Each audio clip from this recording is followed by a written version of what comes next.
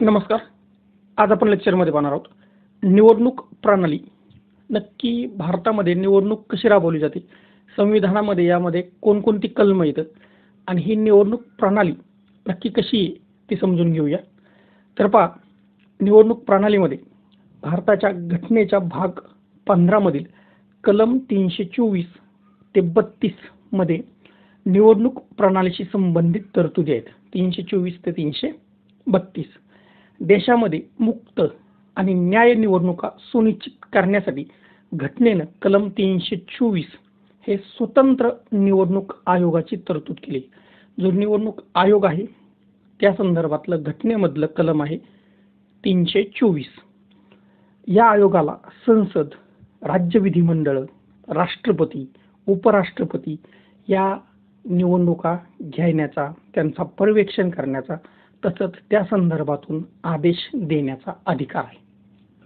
सध्या या निवडणूक आयोगामध्ये एक मुख्य आयुक्त आणि 2 निवडणूक आयुक्त आहेत. संसदेच्या आणि राज्यांमध्ये असलेल्या राज्य विधानमंडळांच्या निवडणुकांच्या प्रत्येक मतदारसंघाचा भागासाठी एक सर्वसाधारण मतदार यादी असते. त्या संदर्भात कशी ते अपडेशन हे सगळं या निवडणूक आयोगाकडे असतं. देशाला फाळणीमध्ये कारणीभूत ठरलेली जातीय प्रतिनिधित्व आणि स्वतंत्र मतदार संघ पद्धती ही रद्द करण्यात आली, की जातीय प्रतिनिधित्व आणि स्वतंत्र मतदारसंघ पद्धती ही रद्द करण्यात आलेली. तसंच केवळ आपल्या देशामध्ये धर्म, वंश, जात, लिंग किंवा यापैकी कोणत्याही कारणासाठी किंवा कोणत्याही व्यक्तीला त्याचा मतदार यादीमध्ये समावेश करण्यापासून रोखता येणार नाही. तो वेगळ्या धर्माचा आहे, वंशाचा आहे, जातीचा आहे, लिंगाचा आहे, या कोणताही तो मतदार यादीमध्ये देशाचा नागरिक हा कोणत्याही जातीचा, धर्माचा, पंथाचा कसलाही असला तरी त्याचा समावेश मतदार यादीमध्ये केला जाईल. केवळ धर्म, वंश, जात, लिंग किंवा यापैकी कोणत्याही कारणासाठी कोणत्याही व्यक्तीला की ह्या धर्माचा येतो म्हणून त्याला विशेष अधिकार, विशेष मतदार यादीमध्ये त्याचं नाव, विशेष मतदार यादीत त्याच्यासाठी वेगळी यादी असं करता येत नाही किंवा तो करण्याची तो मागणी सुद्धा करू शकत नाही. यामुळे मतदानाच्या अधिकाराबाबत घटनेनं समानतेचं तत्व स्वीकारलेलं आहे, की घटना समान, सर्व नागरिक हे घटनेसमोर, कायद्यासमोर समान असतात. मतदार यादीमध्ये सुद्धा किंवा मतदान आयोग हा सुद्धा समानतेचं तत्व अवलंबितो. लोकसभा व राज्य विधानसभांच्या निवडणुका प्रौढ मताधिकाराच्या तत्वावर घेतल्या जातात. 18 वर्ष वय ज्यांचं पूर्ण आहे ते निवडणुकीमध्ये मतदान करू शकतात.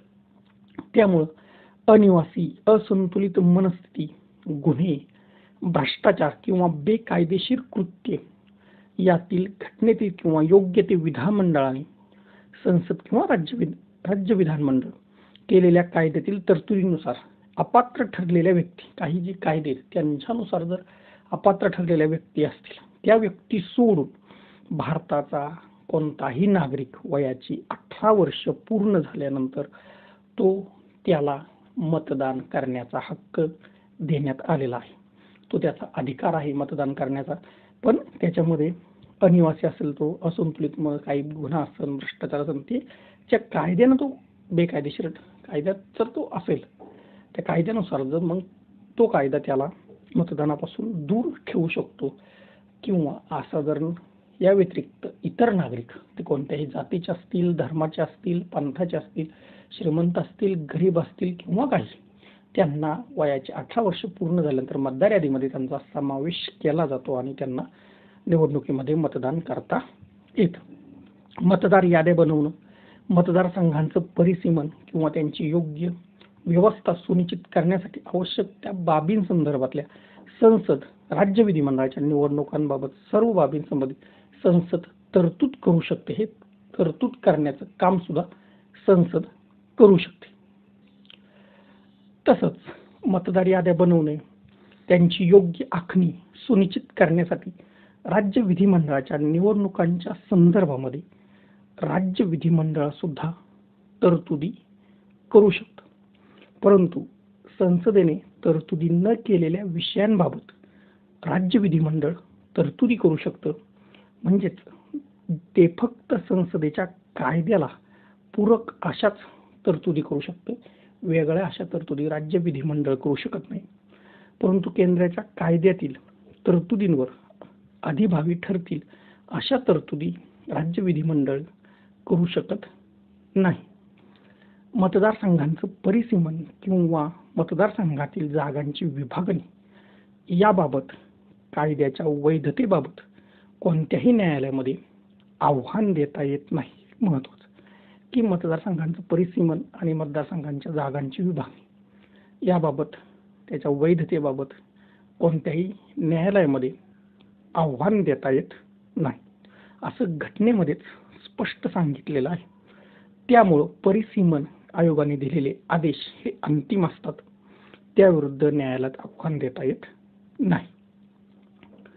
संबंधित विधिमंडळानं तरतुदी केलेल्या अधिकाऱ्याकडे व ठरवलेल्या पद्धतीने निवडणूक याचिका सादर केल्याशिवाय संसद किंवा राज्य विधिमंडळाच्या कोणत्याही निवडणुकीला आव्हान देता येत नाही. हे सुद्धा घटनेमध्ये सांगितलेले. 1966 पासून निवडणूक याचिकांवर केवळ उच्च न्यायालय निर्णय देऊ शकतात. या निर्णयावर केवळ सर्वोच्च न्यायालयाकडे अपील करता येते. निवडणुकातील विवादांवर निर्णय घेण्यासाठी काही जर निवडणुकीमध्ये विवाद असतील त्यावर निर्णय घ्यायचा असेल तर कलम 323B अन्वये न्यायाधिकरण स्थापण्याचा अधिकार हा संबंधित विधिमंडळाला म्हणजे जर लोकसभा असेल तर संसदेला आणि राज्य विधानसभांच्या निवडणूक असेल तर राज्य विधिमंडळाला तो अधिकार देण्यात आलेला आहे. अशा विवादांमध्ये सर्वोच्च न्यायालयाचे विशेष लीव अपील अधिकार क्षेत्र वगळता इतर न्यायालयांना अधिकार क्षेत्र नाही अशी सुद्धा त्यामध्ये तरतूद केलेली. आतापर्यंत अशा न्यायाधिकरणाची स्थापना करण्यात आलेली नाही. भारतीय निवडणूक आयोग तर भारतीय राज्यघटनेच्या भारतीय निवडणूक आयोग कलम 324 अनुसार लोकसभा आणि राज्य विधानमंडळाच्या निवडणूक प्रक्रियेवर देखरेख ठेवण्याचं काम करतो. हा योग्य ते निर्देशन करण्याचं काम करतो आणि या प्रक्रियेचं नियंत्रण पर्यवेक्षण करणं हा भारतीय निवडणूक आयोगाचा अधिकार आहे. तो अधिकार या निवडणूक आयोगाला दिलेला आहे. भारताच्या निवडणूक आयोगामध्ये 3 सदस्य असतात. त्यापैकी एक मुख्य निवडणूक आयुक्त आणि 2 निवडणूक आयुक्त असतात. मुख्य निवडणूक आयुक्त आणि निवडणूक आयुक्त यांची नियुक्ती हे राष्ट्रपती करत असतो. या तिघांचीही निवडणूक म्हणजे मुख्य निवडणूक आयुक्त आणि इतर निवडणूक आयुक्त यांची नियुक्ती राष्ट्रपती करतो. आता जागृती निरीक्षक जसं जिल्ह्यासंदर्भात जिल्हा एक निवडणूक अधिकारी असतो, तालुका निवडणूक अधिकारी असतो आणि एक जागृती निरीक्षक हा 16व्या लोकसभेच्या म्हणजे 2014ला जी 16वी लोकसभा झाली, 17वी झाली ती 2019ला आणि आता जी होते लोकसभा निवडणूक 2024 ती 18वी आहे. तर 16व्या लोकसभेच्या निवडणुकांमध्ये 2014ला झाली ती या निवडणूक आयोगानं पहिल्यांदाच केंद्रीय जागृती निरीक्षक यांची नेमणूक करण्यात आली. प्रत्यक्षात निवडणुकांच्या कार्यक्षम प्रभावी व्यवस्थापनावर विशेष मतदान जागृतीवर सोयीसुविधांवर ते लक्ष ठेवण्याचं काम करतात. निवडणुकांचं वेळापत्रक हे दर 5 वर्षांच्या कालावधी संपल्यानंतर किंवा विधिमंडळ विसर्जित केल्यानंतर नव्या निवडणुका घोषित केल्यावर निवडणूक आयोग निवडणुका घेण्यासाठी यंत्रणा सज्ज करतो. दर 5 वर्षांनी भारतामध्ये निवडणूक होते, पण जर विधिमंडळ किंवा संसदच बरखास्त झाली आणि त्याच्यानंतर जर निवडणुका घोषित झाल्या तर त्यानंतर त्या निवडणुका घेण्याचं काम निवडणूक आयोग करत असतो. विसर्जित लोकसभेचं शेवटचं सत्र आणि नवीन लोकसभेचं सत्र यामध्ये 6 महिन्यांपेक्षा जास्त कालावधी असता कामा नये. जी विसर्जित लोकसभा आहे त्याचं शेवटचं सत्र झाल्यानंतर आणि नवीन लोकसभा जी निवडणुकीनंतर होणार आहे तिचं पहिलं सत्र यांच्यामध्ये 6 महिन्यांपेक्षा जास्त कालावधी असता कामा नये असं राज्यघटनेमध्ये सांगितलेलं. त्यामुळे निवडणूक प्रक्रिया तोपर्यंत निवडणूक आयोगाला पार पाडावी लागते. आता निवडणुकीचा प्रचार अर्ज दाखल करण्यासाठी उमेदवारांना 1 आठवड्याचा कालावधी दिलेला असतो. रिटर्निंग ऑफिसर त्या अर्जाची छाननी करतो. तो अर्ज नियमाप्रमाणे नसेल तर तो फेटाळतो. अर्जाच्या छाननीनंतर वैध उमेदवार 2 दिवसांच्या कालावधीनंतर अर्ज मागे घेऊ शकतात. अर्ज भरण्याच्या मुदतीनंतर 2 दिवसात तुम्हाला जर अर्ज मागे घ्यायचा असेल तर तुम्ही तो मागे घेऊ शकता. प्रचाराचा अधिकृत कालावधी हा उमेदवारांची सूची बनवल्यापासून किमान 2 आठवडे असतो आणि हा प्रचार मतदान संपण्याच्या 48 तास अगोदर अधिकृतरित्या समाप्त होतो.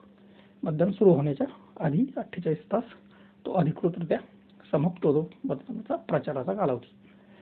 धन्यवाद.